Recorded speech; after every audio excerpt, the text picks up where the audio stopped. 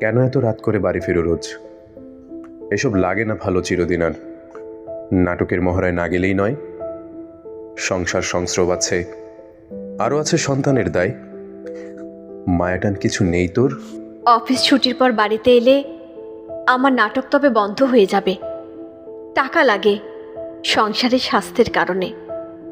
প্রাণের ক্ষুধার কথা কিছু ভেবেছ আমার? তবে কোন দরকার ছিল এত সব আয়োজন? বিবাহ মঞ্চের উচ্চারণ, ঘরদোর, নিজের শিশুর কথা ভাবো না কোনোদিনও। সবচেয়ে দাবিদার সেই যেন তুমি। তুমি শুধু নারী নও, তুমি তো জননী। তুমিও কি বাবা নও? মার দায় শুধুই একার? শুধু মাকে ছাড়তে হবে তার শিল্প, তার কাজ?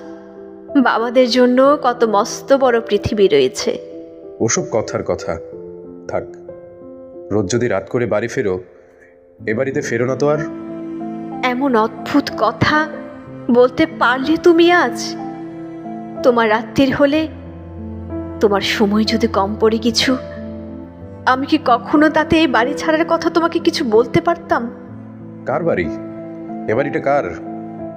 বুঝে কথা বলো শ্বেতা। চমৎকার। এবারে আমার নয় তবে? আমার বাবার বাড়ি, আমার ভাইয়ের।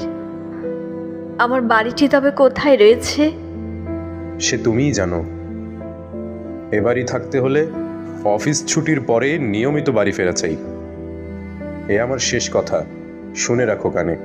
আমাকে এভাবে তুমি অপমান করো, আমাকে দেখাও তুমি ভয়। তোমাকে দেখাবো ভয়? স্বাধীন ভর্তৃকি নারী তুমি। যাও, ঢের রাত হলো, শুয়ে পড়ো গিয়ে। কাকে আমি ছেড়ে যাব? আমার আত্মার প্রাণের টুকরো যে আমার শিশু, তাকে? অসম্ভব। আমার যে বিবাহিতা, নিরাপদ অপমান মাখা ঘর, তাকে? অথবা আমার শিল্প, প্রাণের অধিক, নাকি সুনিশ্চিত সচ্ছলতা দেয় যে উপার্জন, কাকে ছাড়ি? হে জীবন, হে আমার অধিক আপন।